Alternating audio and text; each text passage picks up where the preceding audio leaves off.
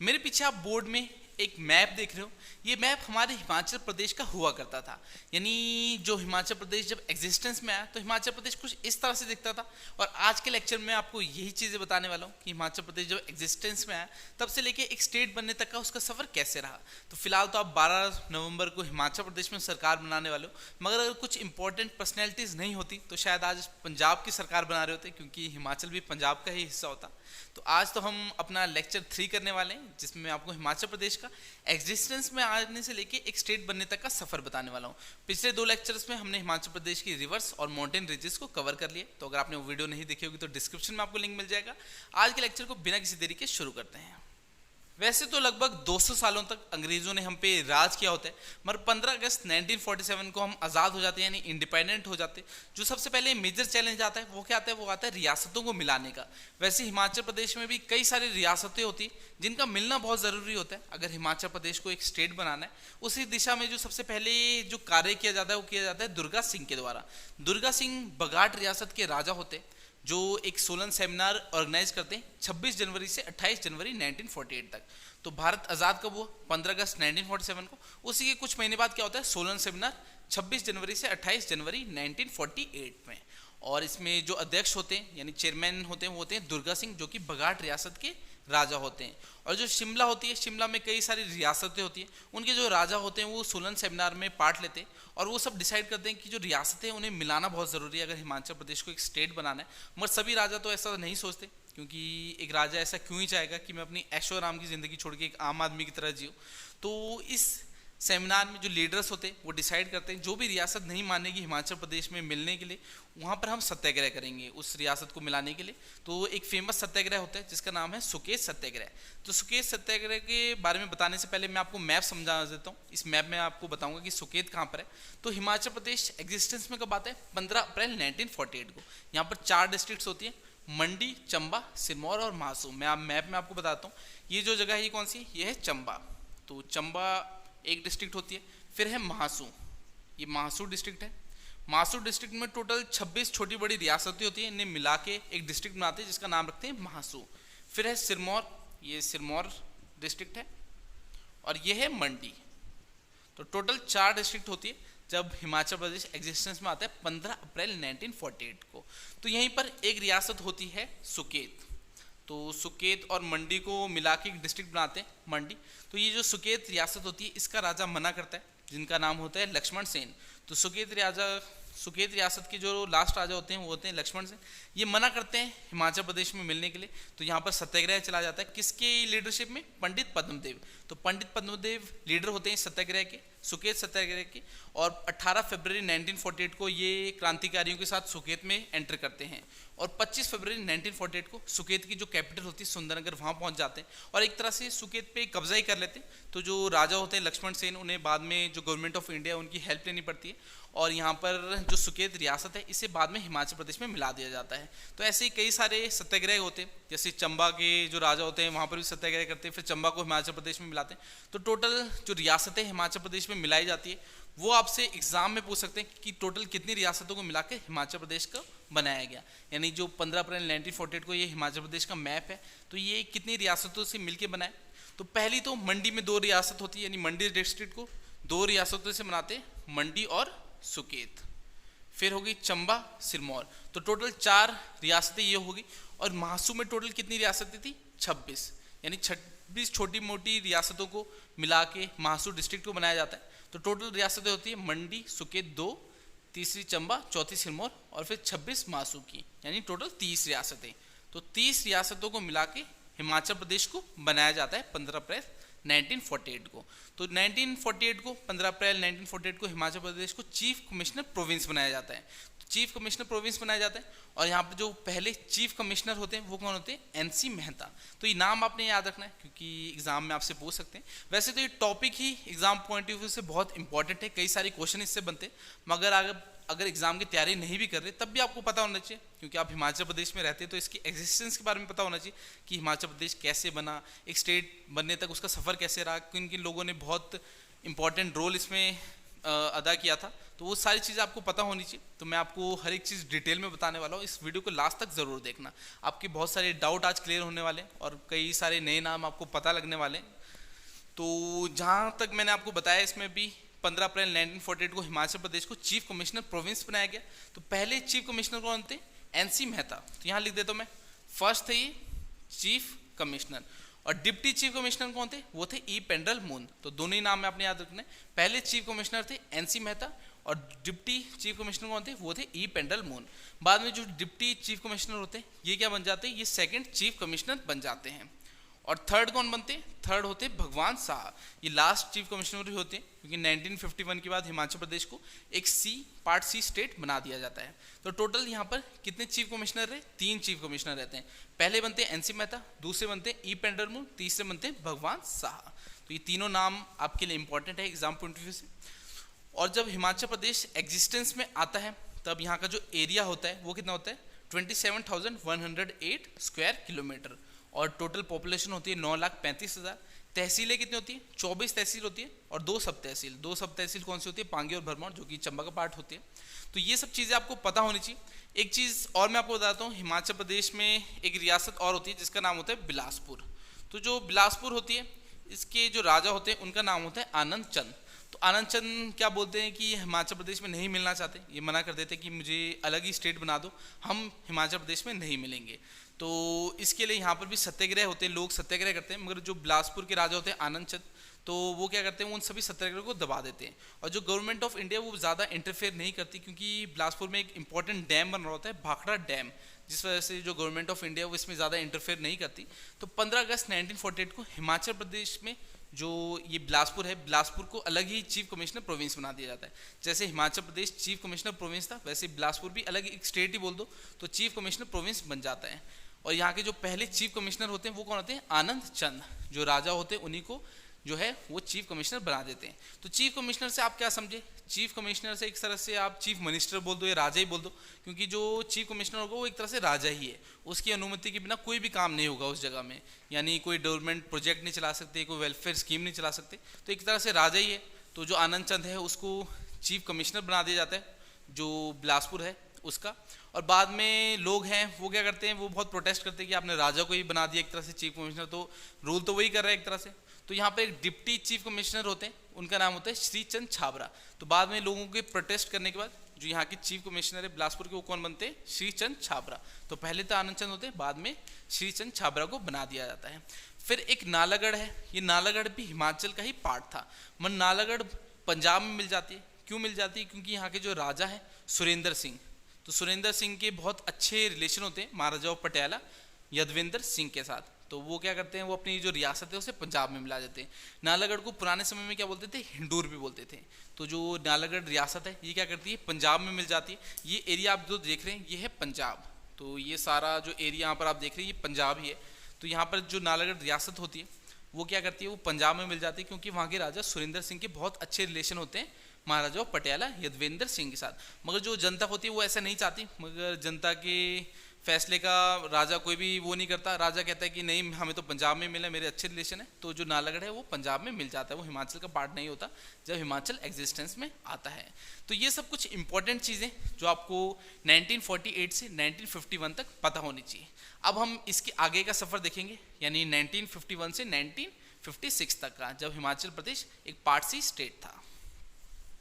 तो जो हिमाचल प्रदेश है उसे 1951 में पार्ट सी स्टेट बना दिया जाता है। क्यों बना दिया जाता है? क्योंकि जो हिमाचल प्रदेश है वो 1948 से 1951 तक चीफ कमिश्नर प्रोविंस होती है, जिसमें जो चीफ कमिश्नर होते हैं वो गवर्नमेंट द्वारा अपॉइंटेड होते हैं, यानी गवर्नमेंट ऑफ इंडिया द्वारा अपॉइंटेड होते हैं। तो लोगों को क्या चाहता कि उनके द्वारा इलेक्टेड पर्सन होना चाहिए जो गवर्नमेंट को रन करे। तो उसके लिए हिमाचल प्रदेश को एक स्टेट बनाना था, तो पार्ट सी स्टेट बना देते। वहाँ पर 1951 में जो स्टेट्स थे उन्हें कैटेगराइज किया जाता था, part A, part B, part C, area के हिसाब से। तो जो हिमाचल प्रदेश थी उसे पार्ट सी स्टेट बना दिया गया था। तो पार्ट सी स्टेट के जो पहले लेफ्टिनेंट गवर्नर होते हैं वो कौन बनते हैं? मेजर जनरल हिम्मत सिंह। तो मेजर जनरल हिम्मत सिंह हिमाचल प्रदेश के पहले लेफ्टिनेंट गवर्नर बनते हैं। तो ये क्वेश्चन आपको एग्जाम में पूछ सकते हैं कि हिमाचल प्रदेश के पहले लेफ्टिनेंट गवर्नर कौन थे? वो थे मेजर जनरल हिम्मत सिंह। तो हिमाचल प्रदेश को 1951 में पार्ट सी स्टेट बनाते हैं, चीफ कमिश्नर को रिप्लेस कर दिया जाता है। अब यहाँ पर जो पहले लेफ्टिनेंट गवर्नर बनते हैं वो होते हैं मेजर जनरल हिम्मत सिंह। और अब हिमाचल प्रदेश में इलेक्शन पॉसिबल थे क्योंकि पार्ट सी स्टेट बनना है। तो टोटल 36 विधानसभा सीट्स पर इलेक्शन होते हैं, जिसमें जो कांग्रेस है वो 24 सीट्स लेके अपनी सरकार बनाती है। तो 24 सीट लेके कांग्रेस अपनी सरकार बनाती है। यहाँ पर एक चीज़ लिखिए 1952 इलेक्शन। तो वैसे तो इलेक्शन 1952 में हुए थे, मगर कई सारे स्टूडेंट्स को डाउट होता है कि इलेक्शन 1951 में हुए। तो ऐसा नहीं है, इलेक्शन 1952 में ही हुए थे, मगर जो ट्राइबल एरिया जैसे किन्नौर हो गया तो वहाँ तो बर्फ़ गिर जाती थी जनवरी फरवरी में, तो इलेक्शन तो पॉसिबल नहीं थे। तो वहाँ पर पहले ही वोटिंग कर देते हैं, यानी 1951 में ही वोटिंग हो जाती है ट्राइबल एरिया में। तो वैसे जनरल इलेक्शन जो है वो 1952 में ही हुए थे। तो 1952 में जो इलेक्शन होते हैं उसमें 36 विधानसभा सीट्स होते हैं, जिसमें से 24 है वो कांग्रेस जीत जाती है और अपनी सरकार बनाती है। और हिमाचल प्रदेश के जो फर्स्ट सीएम बनते हैं, यानी पहले चीफ मिनिस्टर होते हैं, वो कौन थे? डॉक्टर यशवंत परमार। ये सिरमौर के रहने वाले होते हैं।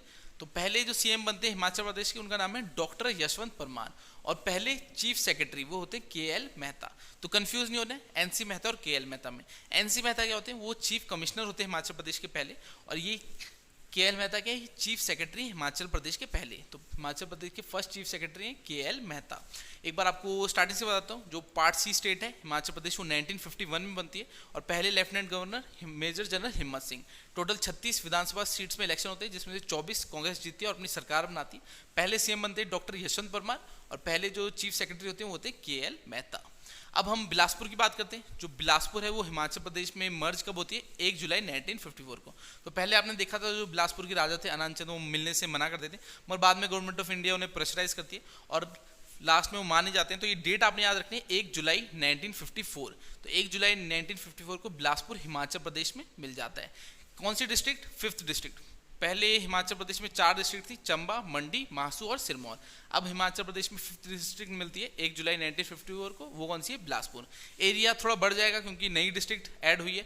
तो देखिए एरिया पहले था 27,018 स्क्वायर किलोमीटर, फिर उसमें 1,168 किलोमीटर और ऐड होता है। तो टोटल जो एरिया है वो कितना हो जाता है? 28,186 स्क्वायर किलोमीटर। तो हिमाचल प्रदेश का एरिया अब इतना हो गया। अभी आपका हिमाचल प्रदेश का पूरा मैप बनेगा और भी डिस्ट्रिक्ट इसमें ऐड होने वाली है। तो जो एरिया है वो कितना हो गया है? 28,186 स्क्वायर किलोमीटर। टोटल विधानसभा सीट्स पहले जो हुआ था 36 विधानसभा सीट्स में हुआ था इलेक्शन, उसके बाद बिलासपुर को भी ऐड कर देते हैं, तो कितनी विधानसभा सीट्स हो जाती है? टोटल 41 विधानसभा सीट्स हो जाती है 1 जुलाई 1954 को। अब हम आगे चलते हैं। आगे एक स्टेट रीऑर्गेनाइजेशन कमीशन का गठन होता है। कब होता है? 1953 में। तो ये जो स्टेट रीऑर्गेनाइजेशन कमीशन होती है हिमाचल प्रदेश में कब आती है? ये हिमाचल प्रदेश में 1954 में विजिट करती है।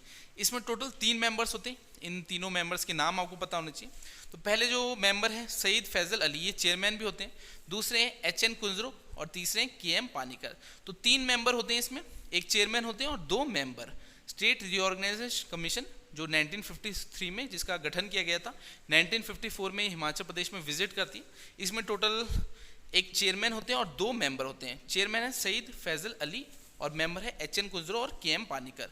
तो जो इस स्टेट रीऑर्गेनाइजेशन कमीशन की जो रिपोर्ट है वो कब आती है? वो आती है 1956 में। तो 1956 में अपनी रिपोर्ट देते हैं। इसमें जो HN कुंजरो हैं ये क्या कहते हैं? हिमाचल प्रदेश को पंजाब में मिला देना चाहिए। तो ये कहते हैं हिमाचल प्रदेश को पंजाब में मिला देना चाहिए। KM पानीकर है, ये भी कहते हैं कि हिमाचल प्रदेश को पंजाब में मिला देना चाहिए। मगर जो इसके चेयरमैन होते हैं सईद फैजल अली, ये कहते हैं कि हिमाचल प्रदेश को एक स्टेट की तरह ही रखना चाहिए, यानी इसे पंजाब में नहीं मिलाना चाहिए। तो क्योंकि ये चेयरमैन होते हैं, इन्हीं की वजह से जो हिमाचल प्रदेश आज हम देख रहे हैं ये एग्जिस्टेंस में है। वरना अगर इन्होंने भी बोला होता है कि हाँ हिमाचल प्रदेश को पंजाब में मिला दो, तो तीनों ने तो बोल दिया, तो हिमाचल प्रदेश को क्या पता पंजाब में ही मिला देते। और जो अभी आप इलेक्शन में वोट डालने वाले थे, क्या पता आप पंजाब की सरकार बना रहे होते। तभी मैंने आपको वीडियो में स्टार्ट में बोला था कि क्या पता हिमाचल प्रदेश आज पंजाब का ही हिस्सा होता। तो उस समय 1956 में इन्होंने चेयरमैन सईद फैजल अली ने क्या कहा कि हिमाचल प्रदेश को एग्जिस्ट करना चाहिए, इसे पंजाब में नहीं मिलाना चाहिए। बाकी जो 2 मेंबर थे उन्होंने बोला कि हिमाचल प्रदेश को पंजाब में मिला दो। तो बहुत ही इंपॉर्टेंट पर्सनैलिटी, इनका नाम आपको पता होना चाहिए, सैयद फजल अली। ठीक है, सैयद फजल अली। तो इन्हीं की वजह से आज हिमाचल प्रदेश एग्जिस्टेंस में, तभी मैंने आपको बोला बहुत ही इंपॉर्टेंट पर्सनैलिटी। तो इनके नाम पे तो कुछ बड़ी सी इमारत बनानी चाहिए या फिर कोई पुतला बना देना चाहिए, क्योंकि ये बहुत इंपॉर्टेंट है। रिज में जो हमारी ऑनरेबल प्राइम मिनिस्टर थी इंदिरा गांधी जी, उनके साथ इनकी भी एक छोटी मोटी मूर्ति तो होनी चाहिए, क्योंकि ये भी इनका भी एक बहुत ही इंपॉर्टेंट रोल रहा है हिमाचल प्रदेश के एग्जिस्टेंस में। तो ये चीज़ मैं आपको बताना चाहता था। तो स्टेट रिऑर्गेनाइजेशन कमीशन 1953 में गठन की जाती है, 1954 में हिमाचल प्रदेश में आती है। इसमें एक चेयरमैन होते हैं सैयद फजील अली और 2 मेंबर होते हैं एच.एन. कुंजरा और के.एम. पानीकर। तो ये दोनों कहते हैं जो हिमाचल प्रदेश है उसे पंजाब में मिला देना चाहिए, और जो सैयद फजल अली होते हैं बोलते हैं हिमाचल प्रदेश को एग्जिस्ट करना चाहिए। तो 1956 में इनकी रिपोर्ट आती है। तो उसके बाद जो हिमाचल प्रदेश है उसे क्या बनाया जाता है, यूनियन टेरिटरी बना दिए जाते हैं। तो हिमाचल प्रदेश यूनियन टेरिटरी का बनता है 1956 में। 1948 से 1951 तक चीफ कमिश्नर प्रोविंस था। फिर 1951 से 1956 तक क्या था, पार्ट सी स्टेट। 1956 में यूनियन टेरिटरी बनाते, कब से कब तक, 1956 से 1971 तक हिमाचल प्रदेश यूनियन टेरिटरी रहता है। और यहाँ पर जो फर्स्ट लेफ्टिनेंट गवर्नर बनते हैं यूटी के यानी यूनियन टेरिटरी के, वो होते हैं बजरंग बहादुर। तो जो ये मेजर जनरल हिम्मत सिंह थे ये पहले लेफ्टिनेंट गवर्नर थे। मगर आपसे अगर पूछे कि पहले जो लेफ्टिनेंट गवर्नर थे यानी यूनियन टेरिटरी के, जब हिमाचल प्रदेश यूनियन टेरिटरी बना तो वो कौन थे, बजरंग बहादुर। और लास्ट हिमाचल प्रदेश के जो लास्ट लेफ्टिनेंट गवर्नर थे वो थे बहादुर सिंह, ठीक है, लास्ट लेफ्टिनेंट गवर्नर थे बहादुर सिंह। उसके बाद हिमाचल प्रदेश 1971 में स्टेट बन जाता है। तो स्टेट में तो लेफ्टिनेंट गवर्नर नहीं होता, वहाँ गवर्नर ही होता है। तो गवर्नर तो एस चक्रवर्ती बनते हैं 1971 में। तो 1971 में हिमाचल प्रदेश के जो लास्ट बने होते हैं वो होते हैं बहादुर सिंह। इसके बाद लेफ्टिनेंट गवर्नर खत्म हो जाता है क्योंकि हिमाचल प्रदेश एक स्टेट बन जाता है। तो उस बारे में भी आपको बताऊंगा। अभी मैंने आपको बता दिया 1956 में हिमाचल प्रदेश यूनियन टेरिटरी बन जाता है। अब हम हिमाचल प्रदेश का सफर देखेंगे 1956 से 1971 तक का। तो हिमाचल प्रदेश को 1956 में यूनियन टेरिटरी बना दिया जाता है। और यहाँ पर जो पहले लेफ्टिनेंट गवर्नर बनते हैं वो कौन होते हैं, वो बनते हैं बजरंग बहादुर सिंह। तो मैंने आपको पहले ही बताया कि हिमाचल प्रदेश के पहले लेफ्टिनेंट गवर्नर थे मेजर जनरल हिम्मत सिंह। मगर जब 1956 में यूनियन टेरिटरी बनाया गया हिमाचल प्रदेश को, तो तब जो लेफ्टिनेंट गवर्नर बनते हैं पहले वो कौन होते हैं, बजरंग बहादुर सिंह। तो जो लेफ्टिनेंट गवर्नर होता है यूनियन टेरिटरी में, एक तरह से सारी पावर्स उसी के पास होती है एडमिनिस्ट्रेशन की। तो एडमिनिस्ट्रेशन की सारी पावर लेफ्टिनेंट गवर्नर के पास होती है। तो जो आम जनता है वो इसका थोड़ा विरोध करती है कि आपने फिर से वही चीज़ कर दी जो आपने चीफ कमिश्नर प्रोविंस था हिमाचल प्रदेश, जो चीफ कमिश्नर था उसके पास सारी पावर होती थी, तो हमारे द्वारा इलेक्टेड पर्सन तो होता नहीं था। तो वैसे ही जो यूनियन टेरिटरी होता है उसमें लेफ्टिनेंट गवर्नर के पास सारी पावर होती है। तो उसी को विरोध को देखते हुए जो गवर्नमेंट होती है वो क्या करती है, एक टेरिटोरियल काउंसिल बनाती है। तो टेरिटोरियल काउंसिल का यही काम होता है कि एडमिनिस्ट्रेशन को देखना है हिमाचल प्रदेश में। तो उसके जो पहले चेयरमैन होते हैं, यानी जो चेयरमैन होते हैं टेरिटोरियल काउंसिल 1957 में बनती है, वो कौन होते हैं, ठाकुर करम सिंह, जो कि मंडी के रहने वाले होते हैं, मंडी के चच्योट के। तो ये क्वेश्चन भी आपको एग्जाम में बन सकता है कि चेयरमैन कौन थे पहली टेरिटोरियल काउंसिल के, जो कि 1957 में इस्टेब्लिश की गई थी, तो वो थे ठाकुर करम सिंह। फिर हम आगे देखते हैं जो किन्नौर है उसे हिमाचल प्रदेश में मिलाया जाता है। तो वैसे तो हिमाचल प्रदेश में पहली होती जो महासू डिस्ट्रिक्ट की चीनी तहसील होती है उसको, और रामपुर तहसील से 14 विलेजेस को मिला के जो है वो किन्नौर को डिस्ट्रिक्ट को बनाया जाता है। तो आप देख सकते हैं यहाँ पर थोड़ा सा गैप डाल देते हैं, ये आपकी होगी किन्नौर। तो ये किन्नौर को ऐड कर दिया जाता है महासू में ही, यानी महासू को 2 टुकड़े कर दिए जाते हैं, एक जगह महासू होगी और एक होगी किन्नौर। तो महासू की जो चीनी तहसील थी और रामपुर जो थी तहसील की, वहाँ के 14 गांव को मिला के एक किन्नौर डिस्ट्रिक्ट बना दी जाती है। ये कौन सी डिस्ट्रिक्ट बनती है, ये बनती है 6th डिस्ट्रिक्ट हिमाचल प्रदेश की। 5वीं कौन सी बनी थी, बिलासपुर। 6th बनती है किन्नौर। एरिया में कोई भी चेंज नहीं आता क्योंकि महासू को ही एक तरह से कट कर दिया गया है। तो महासू से ही 2 ही डिस्ट्रिक्ट बना दी गई है, एक महासू एक किन्नौर।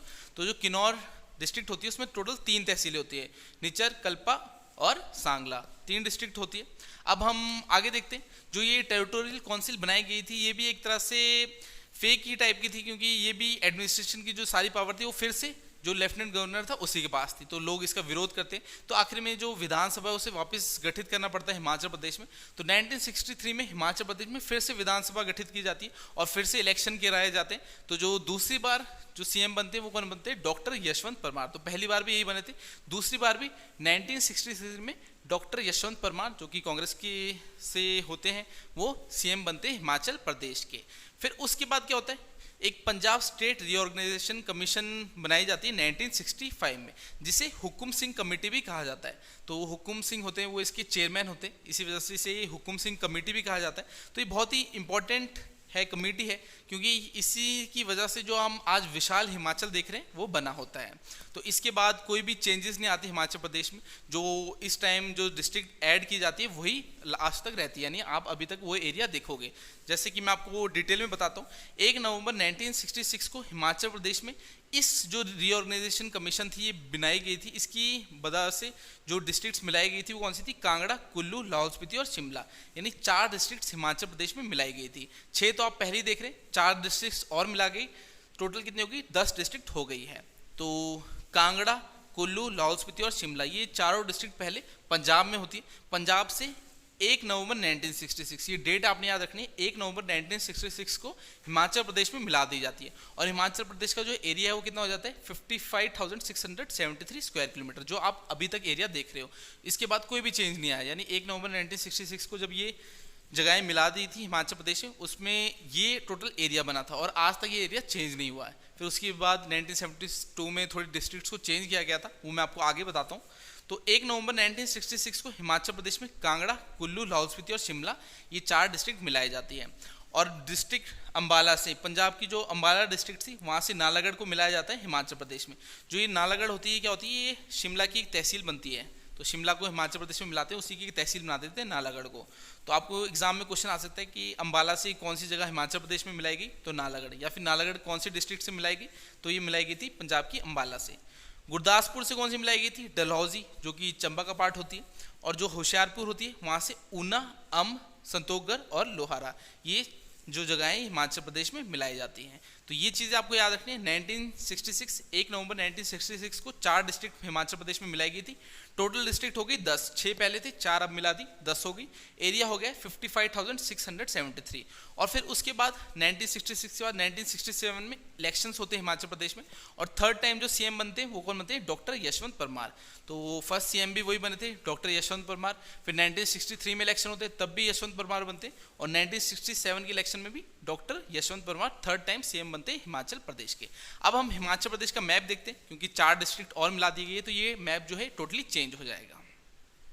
अब हम टॉपिक के एकदम लास्ट में पहुंच गए, यानी हिमाचल प्रदेश एक स्टेट बनने वाला है। तो जो हिमाचल प्रदेश को स्टेट बनाने का जो एक्ट है वो हमारी विधानसभा से पास कब हुआ, 24 जनवरी 1968। यानी हिमाचल प्रदेश की जो विधानसभा थी उसने 24 जनवरी 1968 को हिमाचल प्रदेश को एक स्टेट बनाने की डिमांड है उसे पास किया था। और जो ये डिमांड थी वो इंट्रोड्यूस कब हुई पार्लियामेंट में, जुलाई 31, 1970। यानी हिमाचल प्रदेश को एक स्टेट बनाने की जो डिमांड थी वो पार्लियामेंट में इंट्रोड्यूस हुई जुलाई 31, 1970 में। और 18 दिसंबर 1970 में हिमाचल प्रदेश स्टेट एक्ट पास हुआ, यानी हिमाचल प्रदेश को एक स्टेट बनाया जाना था 18 दिसंबर 1970 में। और उस समय हमारी जो ऑनरेबल प्राइम मिनिस्टर थी इंदिरा गांधी जी, उन्होंने 25 जनवरी 1971 को ये डिक्लेयर किया कि हिमाचल प्रदेश को एक स्टेट बनाया जा रहा है। और हिमाचल प्रदेश इंडिया की कौन सी स्टेट बनी, 18th नंबर की स्टेट बनी। तो जो रिज था शिमला में, वहाँ पर उन्होंने ये घोषणा की थी हिमाचल प्रदेश को एक स्टेट बनाया गया। कब, 25 जनवरी 1971। और हिमाचल प्रदेश इंडिया की 18th स्टेट बना। तो हिमाचल प्रदेश का जो मैप था 1971 में, यानी 25 जनवरी 1971 में, वो कुछ इस टाइप का था। उस समय 10 डिस्ट्रिक्ट थी, चंबा, लाहौल स्पीति, कांगड़ा, कुल्लू, मंडी, बिलासपुर, शिमला, महासू, सिरमौर और किन्नौर, ये 10 डिस्ट्रिक्ट थी। और बाद में इसे रीऑर्गेनाइजेशन किया, यानी रीऑर्गेनाइजेशन हुई डिस्ट्रिक्ट की 1972 में। तो 1972 में आखिरी बार डिस्ट्रिक्ट्स को थोड़ा छेड़ा गया, और जो आज आप डिस्ट्रिक्ट्स देख रहे हैं यानी एरिया देख रहे हैं हिमाचल प्रदेश का, वो कुछ इस प्रकार से है। तो जो ऊना और हमीरपुर थी ये कैसे बनी, ये कांगड़ा डिस्ट्रिक्ट को डिवाइड करके बनी। तो जो कांगड़ा डिस्ट्रिक्ट थी वो उसे डिवाइड किया गया, और कुछ इस तरह से यहाँ पर आपकी ऊना आई और यहाँ पर बनी हमीरपुर। तो ये 2 डिस्ट्रिक्ट कहाँ से आई, ये कांगड़ा से कट करके बनाई गई ऊना और हमीरपुर। फिर जो सोलन डिस्ट्रिक्ट थी ये शिमला को कट करके बनाई गई, शिमला के जो एरिया था उसे कट करके सोलन डिस्ट्रिक्ट को बनाया गया। यहाँ पर सोलन डिस्ट्रिक्ट बनाई गई। और ये जो आप देख रहे हैं महासू डिस्ट्रिक्ट, इसे हटा दिया गया, यानी जो शिमला और महासू थी उसे मर्ज कर दिया गया। तो कुछ इस प्रकार से 12 डिस्ट्रिक्ट बनी थी 1972 में। कांगड़ा के जो एरिया था उन दोनों को डिवाइड करके हमीरपुर और ऊना बनाया गया, यानी कांगड़ा का जो एरिया था उससे निकाल के ऊना और हमीरपुर बनाया गया 2 डिस्ट्रिक्ट। और जो शिमला और मासू थी, शिमला और मासू को मर्ज करके एक शिमला ही बना, और शिमला का जो एरिया था उससे सोलन बनाया गया। तो टोटल आप 12 डिस्ट्रिक्ट देख सकते हैं हिमाचल प्रदेश में जो आप अभी देखते हैं। तो ये हिमाचल प्रदेश का प्रेजेंट का मैप है। तो आज की जो हमारा लेक्चर था ये कुछ इसी टाइप से था, यानी मैंने आपको पूरे एग्जिस्टेंस बताया, हिमाचल प्रदेश जब एग्जिस्ट हुआ तब कैसा था और हिमाचल प्रदेश अब कैसा है, यानी अब आप जो डिस्ट्रिक्ट देखते हैं वो कैसे बनी है। अगर आपको आज की ये लेक्चर पसंद आया तो इस वीडियो को लाइक कर दीजिए, और साथ ही अगर आप हिमाचल प्रदेश में किसी भी कॉम्पिटिटिव एग्जाम की तैयारी कर रहे हैं तो आप हमसे ऑनलाइन कोचिंग भी ले सकते हैं। डिस्क्रिप्शन में मेरा नंबर दिया है, लिंक दिया होगा व्हाट्सएप का, आप मुझे व्हाट्सएप कीजिए, वहाँ मैं आपको सारी डिटेल्स दूंगा। हम हिमाचल प्रदेश की सभी एग्जाम की तैयारी कराते हैं, और एक मिनिमम फीस रखी है हमने 2000 रुपीज़। उसमें आपको हिमाचल प्रदेश की सभी एग्जाम्स की लाइव क्लासेस मिलेगी, यानी हर एक सब्जेक्ट कवर करेंगे हम, Himachal GK, India GK, Hindi, English, math, reasoning, computer, और आपको सभी एग्जाम की टेस्ट सीरीज भी देंगे, चाहे कोई सा भी एग्जाम हो हिमाचल प्रदेश का, पटवारी, क्लर्क, जीओआईटी, पंचायत सेक्रेटरी, एक कंप्लीट पैकेज बना रखा है आपके लिए। तो डिस्क्रिप्शन में मेरा नंबर दिया है, मुझे व्हाट्सएप कीजिए। बाकी आपका कोई भी डाउट हो एग्जाम से रिलेटेड, ऐसा नहीं कोर्स लेने के लिए कोई भी प्रॉब्लम आ रही हो तो आप मुझे व्हाट्सएप कर सकते हैं, मैं ट्राई करूंगा उसे सॉल्व करने की। तो आज का लेक्चर हम इतना ही रखते हैं, मैं आपसे अगली क्लास में मिलता हूँ, तब तक के लिए शब्बा खैर, थैंक यू।